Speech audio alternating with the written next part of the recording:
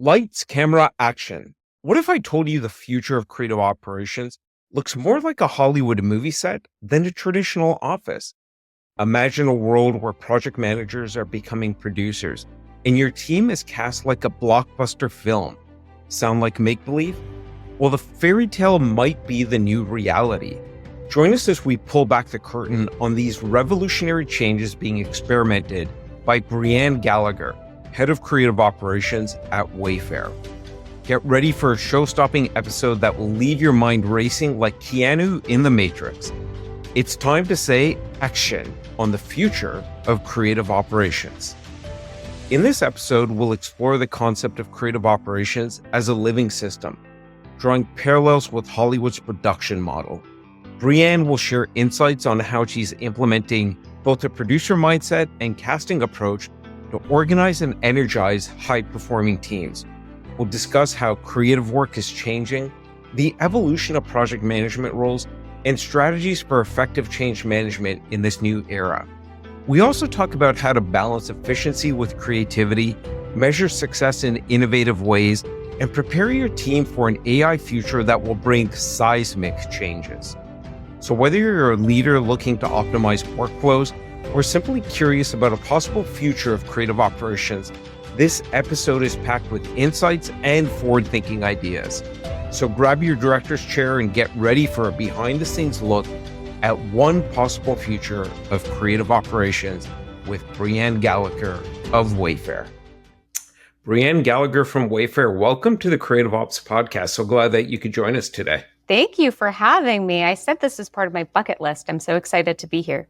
All right. Well, I don't think anyone's ever said this was part of their bucket list, but that's very gratifying to hear. Thank you. Of course. And big fan of Wayfair. I've got a number of your furniture items throughout my house. Today we are talking about all things creative operations. And like we do on every episode, we're going to start off with same standard question. Okay. What is your definition of creative operations? Yeah. So I see creative operations as a bridge, and I see it as a bridge between the creative strategy and the other strategic initiatives. A lot of times that's marketing, but it doesn't always have to be. And so I see us as connecting dots, as building bridges, and we're really creating some awesome work and getting it from one place to the next. So I like that because a lot of people have talked about like removing friction. I remember Kate Sullivan on the first episode we did back in October. We're coming up on our 1-year anniversary. She talked about like this notion of like being that connective tissue, almost like the United Nations translator. So you're talking about like connecting creative strategy with, is it business strategy, business objectives? Yeah, business objectives, customer outcomes that we want to achieve. And I actually think part of our role, and I actually like it, is creating the right amount of friction. Like I actually think friction is good. I think creative operations helps figure out what is good friction to make sure that the right customer stories are coming to light versus bad friction. So just to say that. So that's interesting. All right. Like you and I talked about, we're probably going to deviate here, there, and maybe everywhere, but can you give me an example of what good friction is? Yeah, I think if you had a creative team that had no friction, they would probably create some amazing, incredible work. But would the customer actually be able to connect it to the brand that they're talking about? Would they be able to understand the value props as well? Would they, maybe not, maybe not, I think not. And then if you had the business team getting exactly what they want every single time, would you have exciting breakthrough creative that grabs the customer's attention? Probably not. And so I actually think the beauty of creative and then creative operations is finding that right tension, that right friction to get to the right outcomes. You're sort of giving a preview or maybe like dropping a couple of notes for us to come back to a little bit later, because I think what I'm hearing in this is like friction leads to conversation, and that conversation leads to potentially breakthrough ideas, because the conversation, and I'm reading between the lines here, so you let me know if I'm not hearing you correctly, the conversation can sort of give rise to some, I don't know if conflict's the right word, we'll call gentle debate or constructive debate. And it's through that new ideas, better ideas come forward. Otherwise, if it is purely frictionless, and often people have made comparisons to like supply chains, like manufacturing supply chains, or even getting your pizza delivered from Papa John's or Domino's, right? Where you could even see it on the app, like, oh, they're putting the pepperoni on. Now it's done. That's going into the box. It's in the car. It's 10 minutes away from me. But you know exactly what you're getting in those scenarios. Like the car has to be the car. Every Lexus has to be exactly the same. It's a cookie cutter end product that you want. So you do want to eliminate all friction in that supply chain.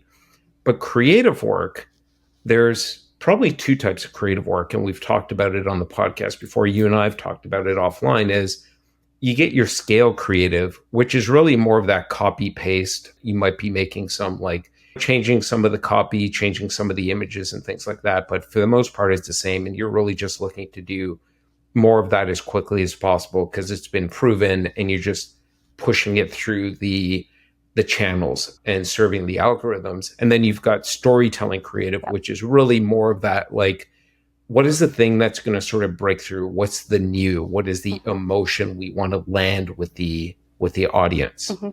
Yes, exactly. And I do think some level of friction is helpful at all places, like that's showing change. And so in the scale creative, and maybe I'm jumping ahead, but in the scale creative, technology is the new friction, right? Like you got to figure out how to embed that into your system and into your workflow in order to get that scale and efficiency. And that's scary. That's change. It's scary. That's a little friction.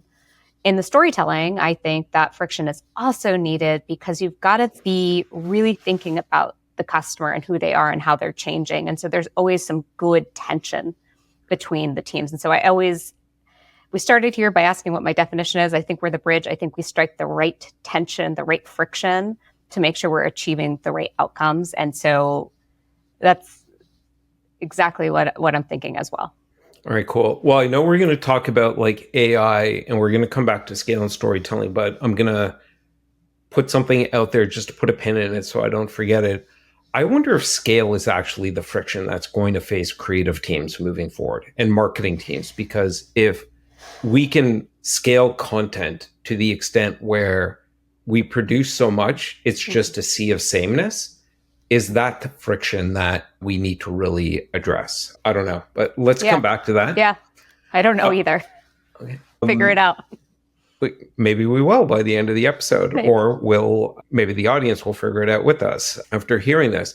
So let's go back to the definition a little bit. And I sort of want to build on that. You and I have previously talked about creative operations as a living system, because I think very often creative operations, which comes from a project management problem and solution, that's where it's sort of been. And I'll even use the term sort of been stuck for 10 years. And when most people define creative operations, they're talking about the very tactical things. It's like resource management, it's process development and optimization, it's looking at some metrics.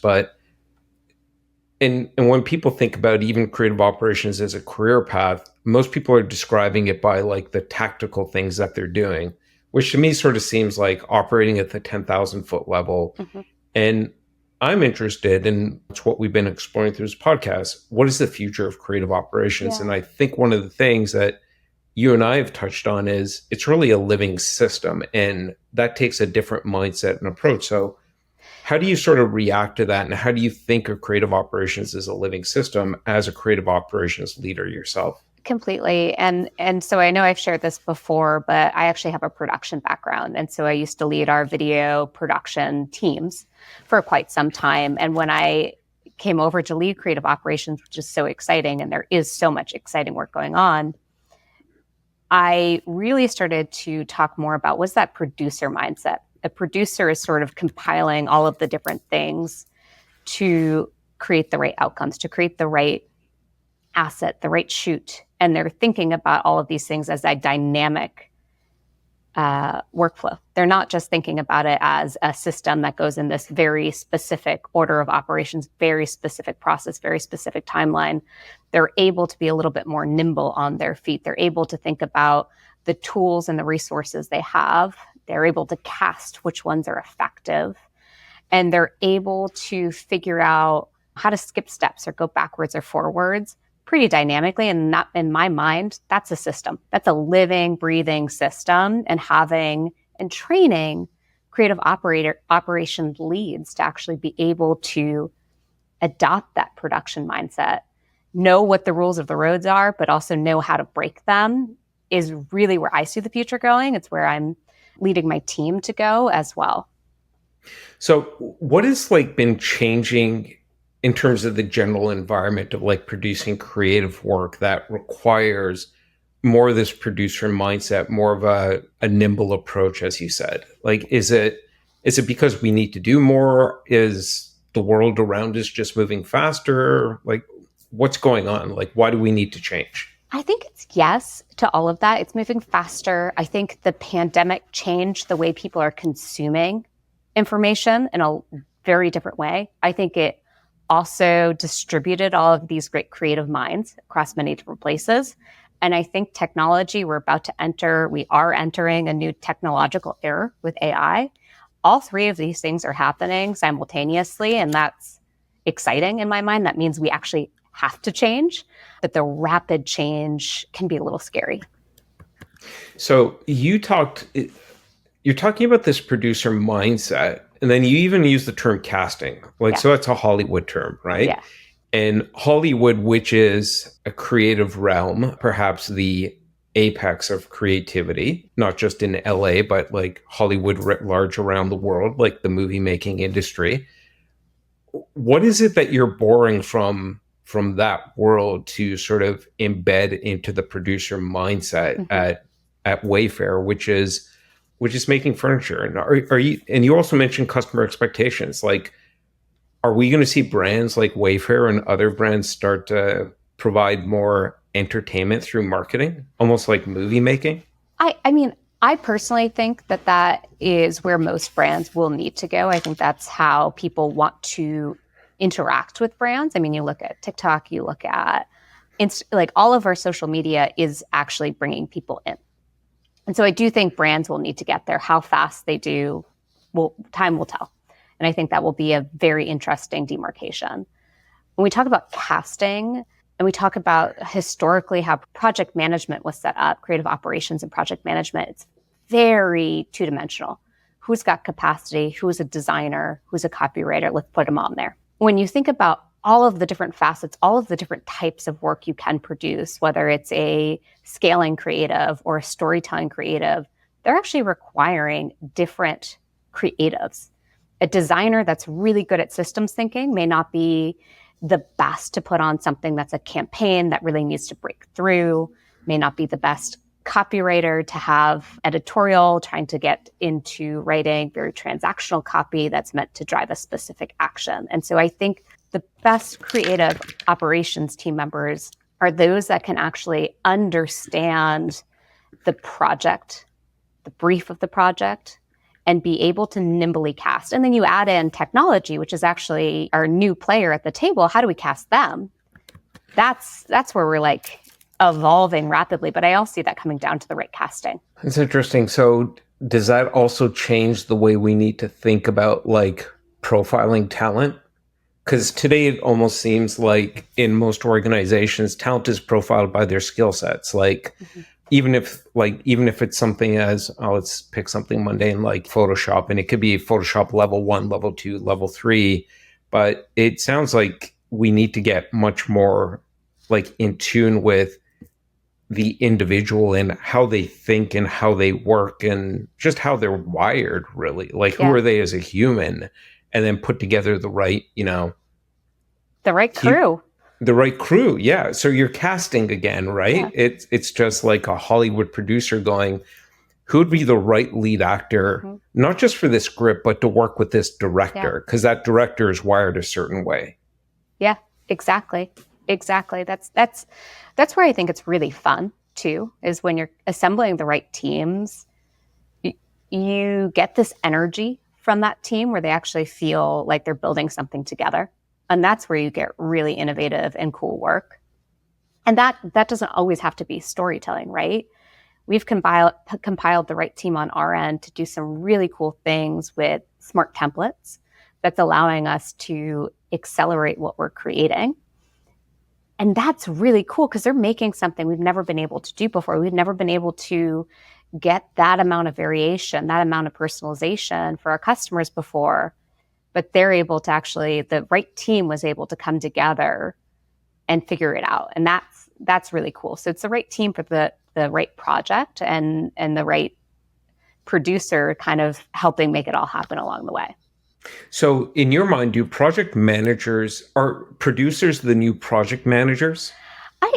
I sort of see them as extensions of one another. And it's so funny. Okay. I feel like the world has divided them so much. I being both, I feel that there's magic in the combination of the two, right? I think project managers are super good at running full programs, being able to pull out enough to allow the sheer volume to continue, but know where to like spot check. And I think producers are really good at accelerating the creative outcomes. And I think it's really neat when you think about the two of them coming together, those two mindsets coming together, where you have someone who's really great at casting and thinking about it and then applying it to the programs. That's where you're going to get a lot of great work, in my mind. Let me bounce something off you, because my assumption was that project managers would have to evolve into being producers, especially as AI, I think, over time will automate a lot of the work that project managers might do today in terms of like just knowing where everything is at and doing status updates and things like and capacity planning and things like that. But if it is going to be two separate roles, then the project manager, and maybe it's like two roles in two E's. The project manager is focused on efficiency of delivery, and the producer is focused on effectiveness, making sure it's the right crew so that that creative impact really pierces through the noise and lands with the audience. Yeah, I think it's both, honestly. And that's kind of how I'm starting to structure my team is you've got some folks that are really good operationally at setting the right SLAs, thinking about not just getting this one project out, but how do we build a system that gets 50 of these same projects out? But they're able to take that playbook from a producer that's sort of helped figure out the initial pilot of whatever that creative is, program, launch, asset type. And so I actually see them working quite closely together. And that's where I'm trying to do more cross-training, vice versa. And maybe I'm beating the Hollywood comparison to death here, but does the creative operations leader, you in this case, does that individual evolve? Because it seems like everyone's going to be evolving through this transition, right? As creative operations matures.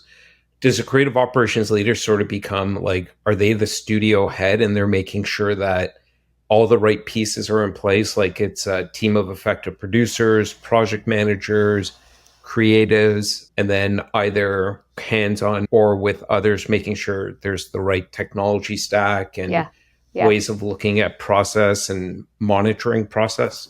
Yeah, that's thank you for giving me those words. I've been struggling with that and how to define how my role is actually shifting over the last year. But that's sort of what I do, right? Like I help make sure we've got the right training, the right mindset happening, pulling in great creative leaders to help evolve. What do we need in terms of technology? What's a problem we're trying to solve? And how do we get that right tech in your hands to actually parallel path it? I've actually intentionally added a new role to my team, and that is a creative operations technology lead. And so someone who's focused on technology and how do we implement it into our workflows? Because it's one thing to find an awesome tech, but if you can't figure out how to like bring it into your creative workflow, into your creative operations infrastructure, it doesn't matter. It's an expensive tool then. And so having someone on my team that is focused on that has been an incredible way for us to accelerate our tech agenda and make sure that we're bringing this technology to our creative teams and helping them learn and educate and actually evolve their careers, which has been really amazing. That's interesting. So I've been seeing this role, creative technologist. We had Mark Brady from HubSpot on a while ago, and he's a creative technologist, and that's his job is like, how do we figure out the right technical solution? And it might be taking a third-party tool, building something, integrating tools that we're using, things like that. And it's so critical to have somebody on the team who is embedded with the team and not just simply going to IT and trying to get in line and go, hey guys, can you do us a solid, because you might need a system that might go, yeah, we have something like that, so just use that, because we couldn't be bothered with getting you a brand new system. Totally. And that's fair, actually. Like that, you have certain big systems at such a big enterprise level, it's hard to cater it. That's why I found having this role on my team saying, hey, you know what? We need to be able to describe product descriptions at a rapid pace. How do we do that? How do we accelerate that? What's on the marketplace to solve it? And what are we watching to know when to bring it in? And so that's been very helpful. Not to say that I'm a technologist myself, but I recognize that technology needs to be part of the creative operations mandate, needs to be part of how we're thinking about the infrastructure. And we need to actually dedicate time into bringing that into our workflows. So one of the things, and I don't think we talked about discussing this, but I'll throw it out there, is you're making investments, like you're hiring a creative technologist, which is, I think, both a smart, and it's usually a significant investment, because it's not just the individual, it's signaling, yeah, we're going to be investing in technology too. And so Wayfair clearly understands the value of creative operations. Or I'm making that assumption because companies tend to spend dollars on things that they value. Is it because Wayfair is brand forward and they understand that brand is going to be one of the things that allows them to win, aside from like great products and customer experience? There's obviously a lot of exciting things with the brand itself. It's a great brand. I think the thing to keep in mind is we're a tech company at our core, right? Mm-hmm. And so I think a lot of tech companies are really actively watching the landscape and figuring it out. And so we have a really large internal creative team. We have about 150 folks that we manage and support, and technology is a way to do that at scale. And I think we've seen some really great impact when we're doing that. And so I'm starting to see things like job postings mentioning experience with AI or experience with certain technology or willingness to learn technology, and enthusiastic about that, because I do think that that's some of the shifts you're seeing in the industry, and people across the board are doing that. So you've got 150 people, creatives internally. Do you also work with external vendors as well? Absolutely. I do think we're still trying to figure out that Rolodex, right? And where we need to invest in cross-training our team and bringing people in to do that. And there's some great individuals that are very specialized in a certain thing. When do we need to know who they are and how to bring them into our casting? And so I would say we're about 25% on our casting journey. I wouldn't say we've quite nailed it, but we're getting more comfortable casting outside of that binary way of doing it, which is capacity or no capacity. So you're using casting as a verb, which I'm super intrigued by, because I'm almost picturing like this Hollywood scenario where there's like this movie coming together and you're almost treating a project almost like a campaign or an initiative, like a Hollywood movie, and you're casting for it, because it probably does have a start and an end at some point. There might be a sequel to the campaign, but that will be another casting then, right? It would be another casting, might be a different casting, might be the same casting, depending on where the campaign is.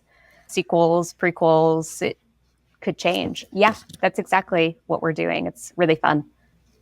That's super fascinating. Maybe in the future. We're trying to do it, right? Like we're trying to get there. I think the biggest thing is we're getting much more nimble and flexible in the way that we're set up. And so I'm actually casting across the teams. And so pulling someone who's maybe from a different brand, but very good at this one thing. And I know they're very good at this one thing. And I'm clearing their plate to maybe delegate some of their work that they're doing to someone else who gets the opportunity to try something new, but then pulling someone that I know is very good on a very specific project that's defined. And I think that also helps us with budgeting, right? I think about resourcing as budgeting. How do you find out that they're good at that one thing?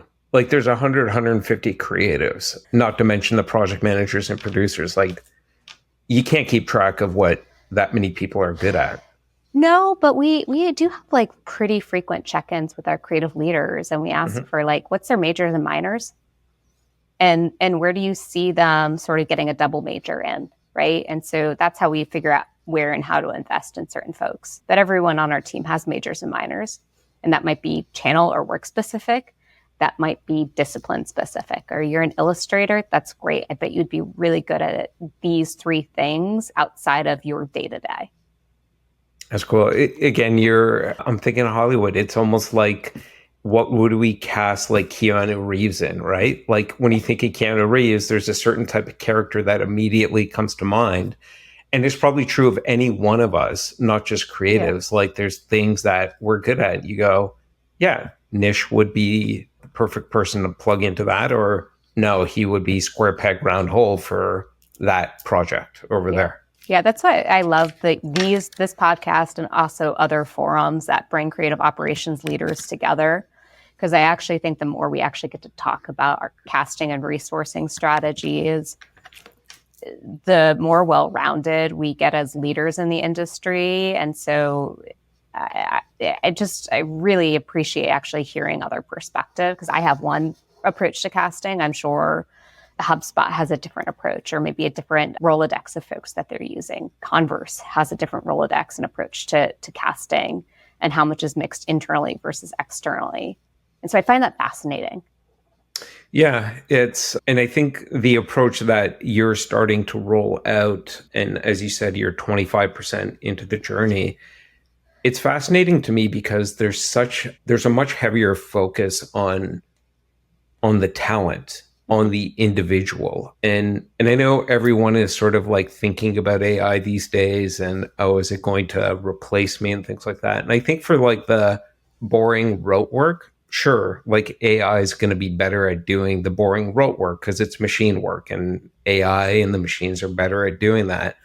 But I also feel like we as individual humans have become very machine-like over the last 10, 20, 30, 40 years in the way that work has been structured. And really, like, I can even think about my own career. It's been rare where I was in organizations where people would actually really know me and understand me, like the way I was wired. And as we're stepping into this age of AI where more things will be automated or mechanized, that the differentiation is going to be the people. And it will be so much more important to actually deeply understand the individuals. And as you said, to put together the right crew to create that story. And again, like, story is like what Hollywood does. And I think it's what brands are starting to go back to, is like really great storytelling.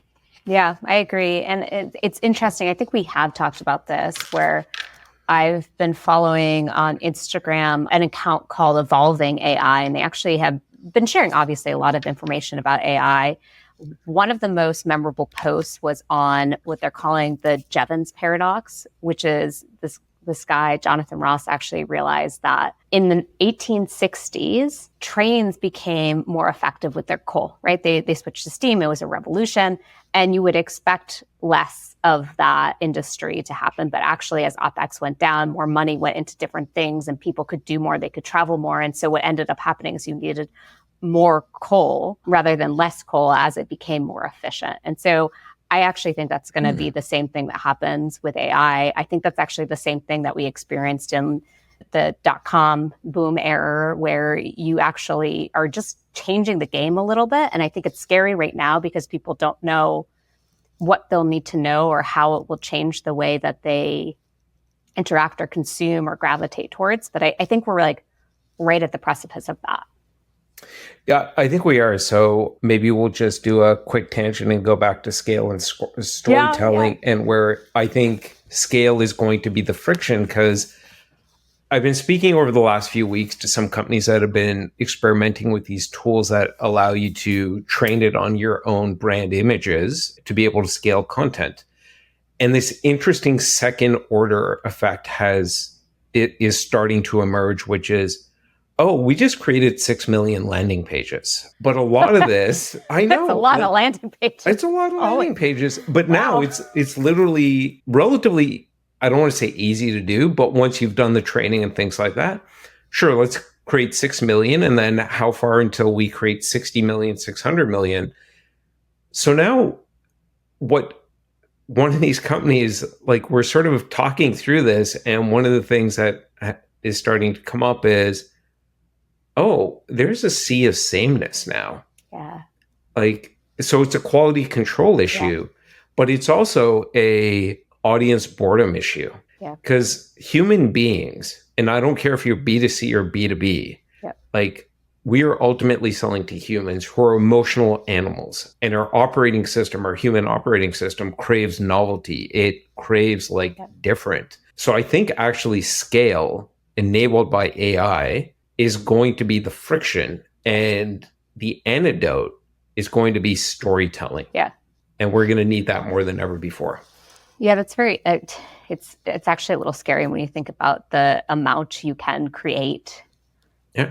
And then it's also very exciting when you think about, gosh, you got to have some really great leaders who know their brand, who know storytelling, to actually be able to curate and edit what's good, right? And that's actually quite hard. It sounds easy, like, oh, I'll just pull it together. It's actually it's a very complicated skill to be able to edit something and curate an experience. And I agree with you. I think that's going to be something we'll need more of, those people who have good taste.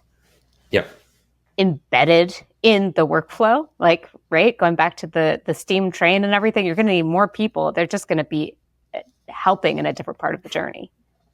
I agree with you. So I think one of the most fascinating things for creative operations leaders that you and other leaders are going to have to manage is like that talent journey. And sort of going back to your coal example, I've never heard about that. I hope I'm getting it right. Theory. It's possible I'm butchering it, but I'll send it to you. I promise. That's okay. Whoever listens to this, that's the theory now. And I'm going to have to go and study that. But I'm sort of thinking about like AI's effect on project management and automating more of what project managers do today. And I wonder if project managers do eventually have to there will be more things to actually manage because we'll be able to do more enabled by AI. So do project managers stay project managers, or how will AI like get them to evolve, and do they start to bleed into becoming producers? I don't know. And then when I think about creatives, yes, AI will enable creativity at scale. Yeah. I think to your point, I think we're going to need more storyteller creatives. And that's a bit of a different skill set, right? Mm-hmm. On the episode I dropped last week, it was just me riffing or perhaps ranting for a half an hour.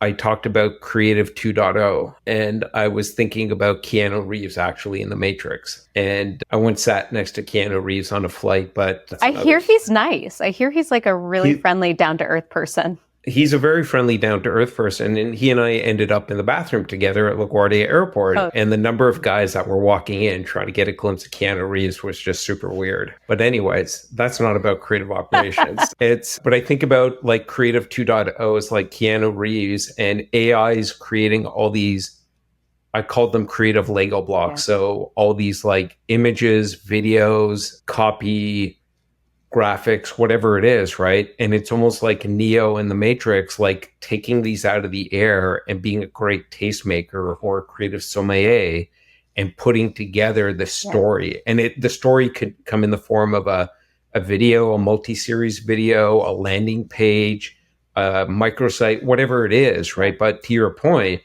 I think that tastemaking, that curation is going to be the needed storyteller skill, because the technical work of creating the work, I think, is going to become easier and easier and easier to do at scale. So the technical work will be, I think, diminish in terms of like time and value. Yeah.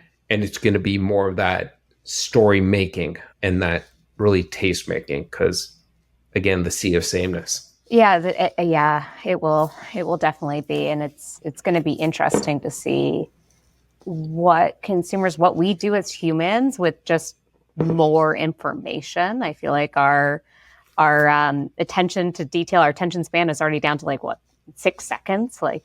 There's even more, and so you have to actually be able to judge what's good or what's not, what's right for you and what's not very quickly. And so I like, that's storytelling. That's consistency in the brand journey. That's having a really great grasp on who you are as a company.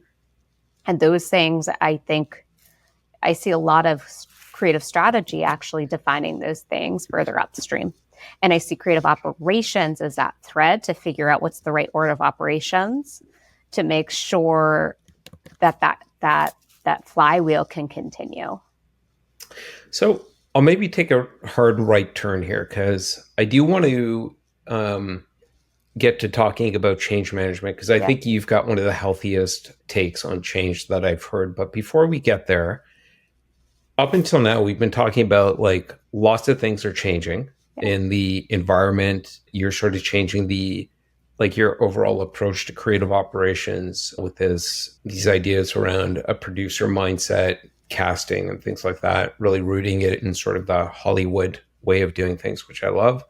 How are you sort of thinking about like metrics that matter? Like the metrics that most creative ops folks tend to look at is how much did we deliver, how fast, how cost effective. And I think those things will always matter. But I think they will. I think they'll matter less, right? Let's take cost per asset, CPA. That is a value metric that I think will be largely archaic. I mean, especially when you're able to generate 6 million landing pages in a minute. Okay, CPA is fine. It's just telling you you're getting a lot of quantity out there. It's not saying you're getting anything good out there. You're just getting a lot out there. And so I'm more thinking about and I don't have all of the right metrics yet, but like, how are we actually orienting around the impact we make for creative? How are we actually thinking about the consistency? And so do we care if there's 7 million images out there touching the customer? No, probably not. But do I care that like 10, 20 are actually getting the most impact and emotional connection with the customer? Yeah, I care more about those quality connections than I do the 7 million, the cost that the CPA metric glorifies. And so we're changing that. I'm more thinking about how are we nimble? How are we democratizing data to more folks? I think data doesn't need to be something that creative operations hoards. Like I want everyone to actually be using data, thinking about their utilization rates more. Like who am I utilizing on my team? What are their skill sets? That goes back to casting and knowing the people. I'm finding that level of reporting actually more beneficial to me to make sure we have the right people working on the right projects. And then obviously we're still looking at things like burn down rates and turnaround time and all of those things that we sort of have to. But I'd like to see us anchoring less on things that put speed and quantity over those quality connections, over the storytelling connections, as you mentioned. So that's interesting. I'm almost hearing like there's a bucket of the tried and true operational metrics, the hard ones around burn down and utilization and things like that. And those will always be there. Those will always like be valuable for some needs. Yep. Seems like there's a second bucket of maybe softer operational metrics, especially like as you sort of go down the casting path of like, I don't know if you're doing it now or if you would see doing it in the future. Like, would you survey people at the end of a project? Like, hey, Bob, how did you like working with Susan? Or Susan, how did you like working with Bob? And sort of get a sense of like what those like hard to like do.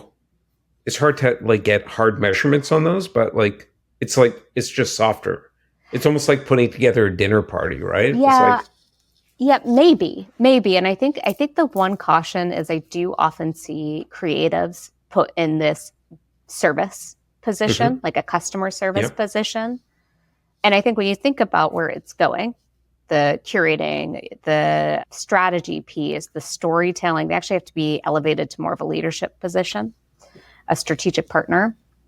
And so I've done some of those surveys before where you're surveying the business. How great was it to work with this person? How much did that meet your expectations? And that, I think, keeps us in that service position. I think what you're saying is how do you evaluate that you've got the right crew and cast together? Yeah. Which is not actually servicing the partners, but maybe asking about how much fun it was to actually work on stuff, or how innovative do you think the creative is? It's interesting. I haven't thought about it through that lens. I've only done it through, hey, business partner, did we meet your brief on time and on budget and at cost, right? And that I'm intentionally moving away from, because I don't think it's servicing the right outcomes.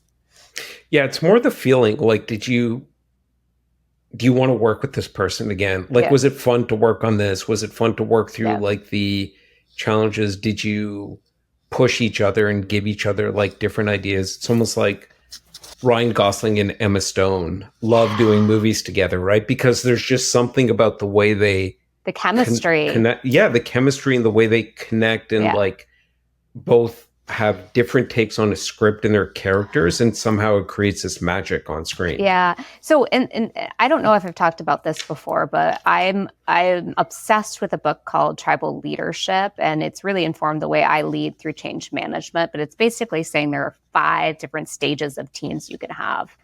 And you can't get from one stage to the next until you've gone through the first. And so the first stage is something like, my life sucks. Like, it's very terrible, very low. I think they're talking about like prison life and all this stuff. So it's like, my life sucks. My life sucks, right? You have to go through that. And some people, I think, feel that a lot. I'm great and you're not. And the magic of where I like to try to figure out how do I get the right chemistry, the right team together, is when you're creating something new, is we're great, which implies that someone or someone else is not. And then, like, this is great, life is great, is the 5th and final stage. And they say that you can only sustain that for a very small period of time. And what I like about that, about those two, the 4 and the 5, the top end of that spectrum, is you're orienting the team around something that's more than just the sum of their parts, right? They're building something really incredible, really neat. And when you get that type of energy, whether it's building a promotional system or launching a new store, you actually can feel that energy. You can feel that energy where people feel like they are working on something that maybe they haven't had the opportunity to do before, or they're being tapped for a very specific reason. And so I like to try to figure out how do you create those types of teams. And I also love Agile framework, because it doesn't put so much sameness, so much of the same perspective in the room. It's actually pulling in different perspective, creating that friction, that tension in a healthy way, so that you're debating and having these great conversations. You're building something amazing together. That's how I like to build teams. I think I'm going off on a tangent because I get so excited about this. This is awesome, because like that 5th level, which you said is almost like lightning in a bottle. So it's hard to keep the lightning in the bottle. You can't. Like Apple maybe did that like back in the mid 2000s, right? Or like, I don't know, a couple of things. And then it fizzles out, and you have to figure out how to keep that energy, but it's tough. It does, but again, and the listener might be going, I think Nish is obsessed with Hollywood on this episode. But, with Keanu Reeves? Is Keanu Reeves going to listen to this? That'd be awesome. That would be amazing. But again, that 5th level, and perhaps even the 4th one, it's for a short period of time, which again lends credence to like this sort of. And again, I know you're not turning like into a studio, but like in Hollywood, we're doing this movie production. Yeah. So you can create magic for that movie if you put the work into effectively cast it. And if you treat like campaigns or initiatives, like let's say you're doing a rebranding, or I know you folks are doing a store launch and things like that like these, these big new projects, right? Those could each be that level 5 for a period of time. Yeah. And people will remember that then, and they'll take that forward with them into the next project or production that they're on at Wayfair. Yeah. Yeah. I mean, I love those moments. I think those moments can be about the basic things too. Like, they don't always have to be like metrics. Okay. I'm revolutionizing our metrics. We're doing something new. Is it sexy like a movie? Is it cool like a store? No, but I think it's really going to change the way we work. It's going to be something very exciting. And so how do we frame it? How do we give that same energy to change? How do we give people, the right people, the platform to have their voice heard? Like that stuff I think is so exciting, and gosh, it makes work so much more fun. Yeah, I 100% agree with you. So just going back to metrics for a couple of minutes, we've got the hard operational ones, TBD set of soft ones. And I think that's going to be something that not just for yourself, but the creative operations world needs to figure out as we're entering this new era of really great storytelling is not going to be a nice to have. It's going to be a must have. And then a third one around, and I know very often, and I don't know how true it is, but there's this like narrative around, oh, creatives don't really care about data, right? Because it sort of takes away from the art of doing creative. And sure, maybe Michelangelo or Picasso, like they would never want data, right? If they were living today, they'd be like, no, it's like coming from from the depths of my heart and soul. The angels are speaking to me, and that's what I sculpt or paint. But I do think creatives want They do. data because to me, and this came up with an episode with John Pagano from Nickelodeon, we ended up like coming to this idea because his team does a really good job of using data, the creative team does, came to this idea of like ultimately, whatever the creative team is making, it's a conversation with the audience. Yeah. But very often the creatives are like deaf to what the audience is thinking. Like, are they clicking on something? Are they reacting to it? Like, are they having the emotional reaction I thought they would have? And I think data can help have that conversation in the absence of that audience being in the room. Yes, I totally agree. I think I think the challenge is we actually have to figure out how to get the business partners, the marketing strategists to actually define some of the metrics for creative to be able to consume it, and creative to actually do some sort of deconstruction on it and to be able to take away the key takeaways. I think right now you get a little bit of, I'm going to throw this data over the fence, and it's a lot. Like it's numbers and click-through rates and it's a lot to sort through, and it doesn't really tell you much about what did the customer feel. And so I do think, and again, marketing doesn't know how to do that, right? And so it's like a lot about getting the people in the room and looking at the context of where the creative was served. And so I love it when creatives get data or they look at bottom and top performers and a marketer actually puts in the environment of how that was served. Oh, of course, they can't read this tiny font because this has been scaled down, and look at all the noise of competitors around it. Of course they don't want that.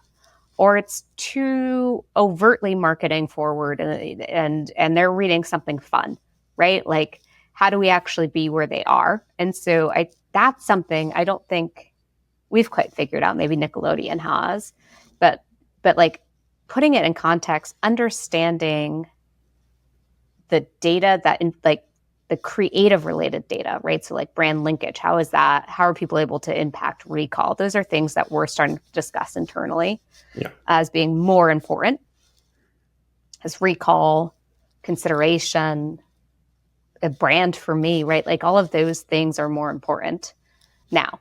But like, how do we like bring that conversation to our day to day? I don't know yet. I think we're still trying to figure out the translation process. Yeah, I don't think it's an easy problem to solve. I think maybe one of the steps forward for any team is just to look at how something performed in market, like a campaign, and then what assets were tied to it. And maybe there's some related data like click-throughs and things like that. And then to simply start with asking why. And then from there, you keep asking why until you get to the point where you can maybe think about designing some experiments for future campaigns and projects to go, okay, like we have some theories, let's test them and see if they work. I know we're talking a little bit about like, technology is going to change where we invest our time. I hope that's actually one of the outcomes is that creatives are actually able to spend more time asking why and digging in than they have been able to, because we have tools that can help with a lot of the manual day-to-day heavy click and drop type work. I 100% agree with you. One of my predictions as part of like that Keanu Creative 2.0 living in the matrix that's AI enabled is there's also a stream of data coming through, because I think not to give black and white answers. Sometimes it will, like saying people like clicking, our customers like clicking on something that is green versus black. Yeah. I don't know. But I think where it'll be really valuable for storytellers is to provide insights and clues, almost like Easter eggs, where they can then go, oh, that's interesting, and then design an experiment and see if they're right or wrong, and then keep designing experiments. It's real. The creative process should be like life. A system, living and breathing. A living, breathing system. We just keep trying different things, and we're in a constant state of experimentation. And this is sort of going back to where we started. It's, you could have like this beautiful, elegant, frictionless supply chain, but does that really lead to boring creative at scale, which is already coming with the 6 million landing pages example? Oh my God.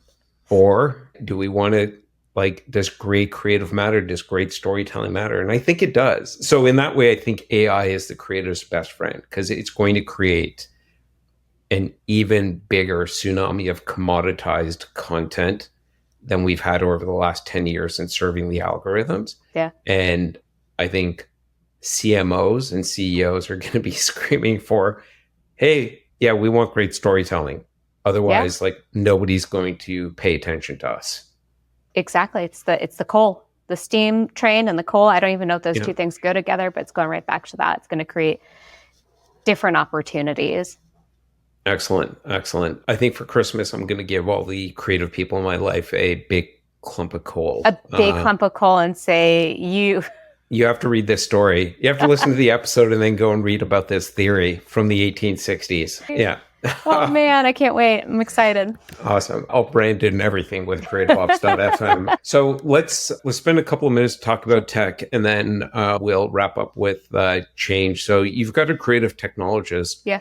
Does that mean that, is your approach to technology changing in that you are going to be, you might be adding or taking away technology? But I think more to the point I'm trying to make is, are you thinking differently about technology in that it has got to be just as flexible and agile and nimble as you are? I think we have to be flexible and agile and nimble. Like, it's such a rapid place, right? It's rapidly changing. There's AI video a year ago was scary. It's better now, right? It's rapidly changing. And so we need to be able to be ready to change. And so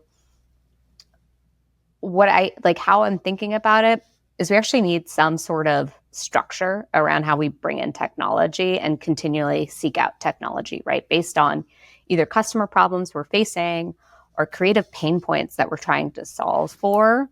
And so having someone that's focused on that, because it's one thing to bring in an AI copywriting tool, but if no one knows how to use it or it feels scary and daunting, you're paying a lot of money for a tool that's not getting used, or people use it once and say, it kind of gave me some weird outputs, I'm all set. And where I see this role actually very much helping is they understand the creative workflows, they understand where the items are going to end up, and they're thinking about, well, how do I measure what success looks like? And it looks different depending on the tool. How do I actually document those KPIs and actually test against that, so that when I'm done testing this tool, I have a point of view?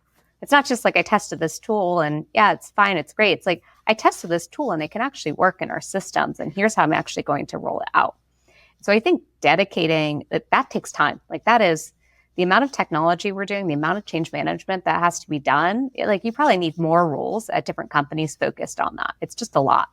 And so that's how I'm thinking about investing in technology, at least for how do we actually provide structure and infrastructure on bringing that technology, educating around that technology, and making sure we've got the right creative tech stack. But then, because technology, as you said, is changing so rapidly, right? And there's always something new, especially in this AI era. We all wake up to our inbox filled with this tool, that tool, 17 other tools. Totally. Do you think a technology is disposable now? And does this also sort of line up with the Hollywood type of mindset? Because one of the things I've always noticed on Hollywood productions, and also on video game productions, and that industry is like many times bigger than the movie industry, is that because everything is a production, it's not just casting the people. They almost think about casting the technology. Yeah. What's the right technology for this production? So they're very comfortable, like, using tech they've used before, bringing new tech, dropping tech. It all sort of becomes like, they also think about casting the tech. Yeah. No, I think you need to do that. I think also where technology is about, like, sometimes it's okay not to have any tech in the plan, at least in my point of view. It's something new. You actually want to form what your strategy is and have a point of view. Sometimes there's no tech, right? There's no tech involved in that. There's just some really great brains in the room thinking about it. And then you actually need technology to scale their approach to that idea, right? And that's where technology comes in. So I think it can be both. I think sometimes you're thinking about it, do I want a red? Do I, like, what kind of camera do I want? What kind of, do I need I'm trying to think about different, like, lighting and, like, all this different stuff that you might need, different tech.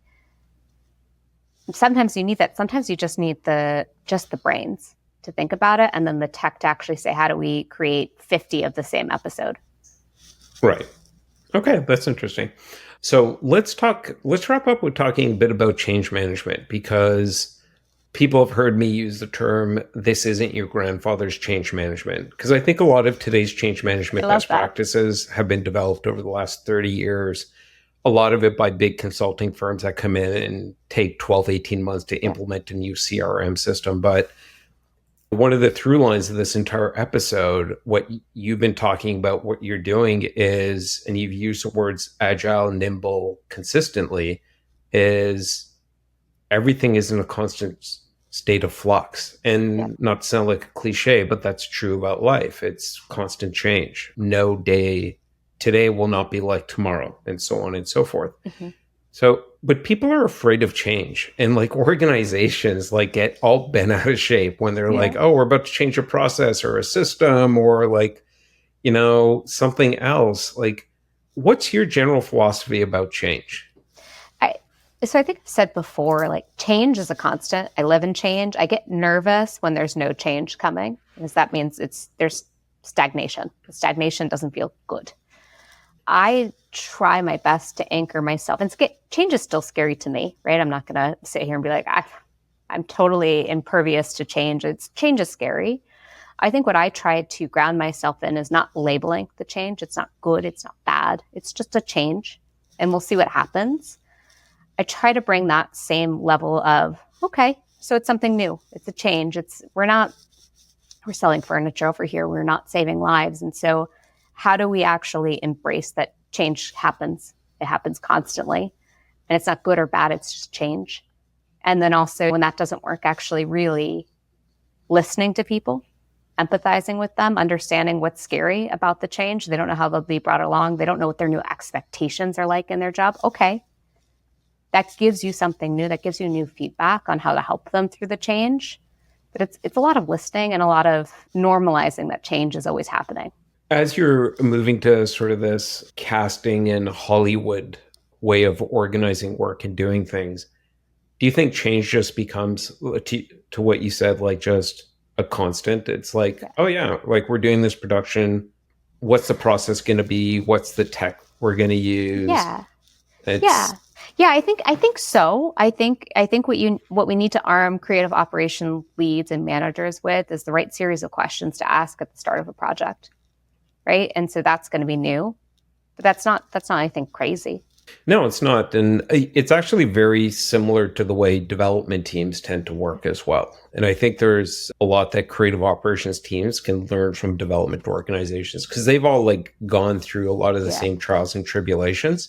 And they tend to have a very, like, nimble and adaptable approach. And change isn't this big, scary thing, because it's really rooted in, oh, how do we do this better next time? Like, what didn't work, what did work, and what do we want to change the next time? And it's just, that's what they do in their retros, right? So every 2 weeks or every month, there's a change they implement. And I think where we tend to get bent out of shape in every other part of the organization is change is like this big monolithic one-time thing, and it's sort of like, oh, like there's this massive wave coming at us, as opposed to, no, it's just the constant gentle rolling, you know. Yeah, I like to talk about it in phases. It's like, well, this is just phase one. We'll see what happens in phase two. I don't know. Exactly. I think, yeah, it's just, it can be scary because it's so unknown. But I think once you own the fact that it's unknown and actually define success as different, like success to me, when I'm changing a big system or moving from one management system to the next, is good is, hey, did I find all the bugs? Okay, we may have failed here, but I actually now know what doesn't work. And that's equally as important as what does work. And so it's the framing of that.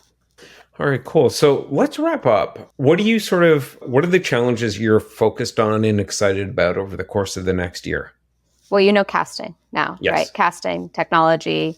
I find it really exciting to get teams energized in this mindset of accepting change. And so that's always fun for me. But that's like the big stuff, right? Everything we just talked about, I'm super excited about and super energized about.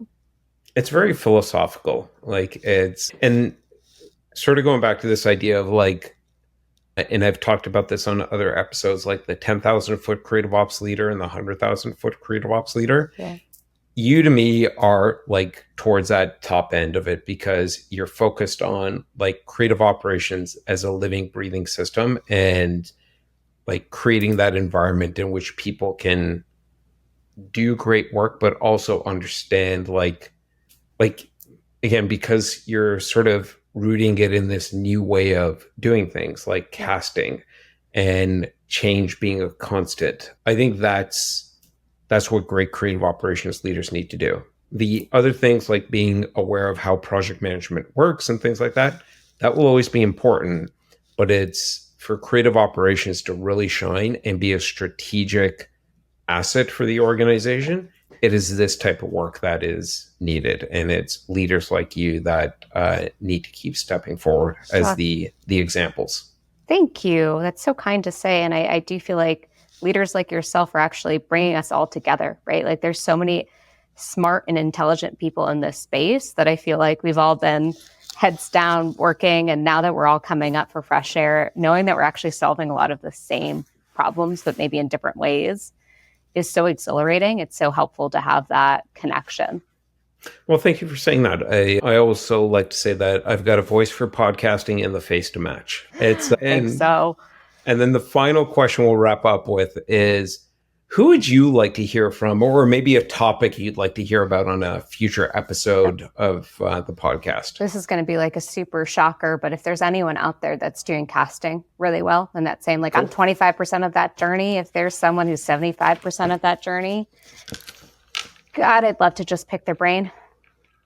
Maybe we should get a producer from Hollywood at some point. That'd be cool. Yeah, that would be an interesting mindset to dive into. Like, how does he or she sort of think about like, oh, you've got like a movie idea or a script, and where does it go from there to like pull all the other pieces together? Yeah. Yeah, that'd be cool. I'd love that episode. Yeah, I think that I'd be super curious about that myself. Or Keanu Reeves. I'd like to understand how that plane ride was. Keanu Reeves he is a producer as well on some of his movies. So there we go. Maybe two birds with one stone. There we go. It could be really cool. Bringing the Matrix full circle. Full circle. The creative operations matrix. That should be should be a movie. That is a movie. I love it. I'd watch it. Exactly. All right. Well, Brianne Gallagher, thank you very much for doing this with me. And I'm sure the audience is going to have a bunch of follow-up questions. Okay. Well, thank you for having me. I appreciate it.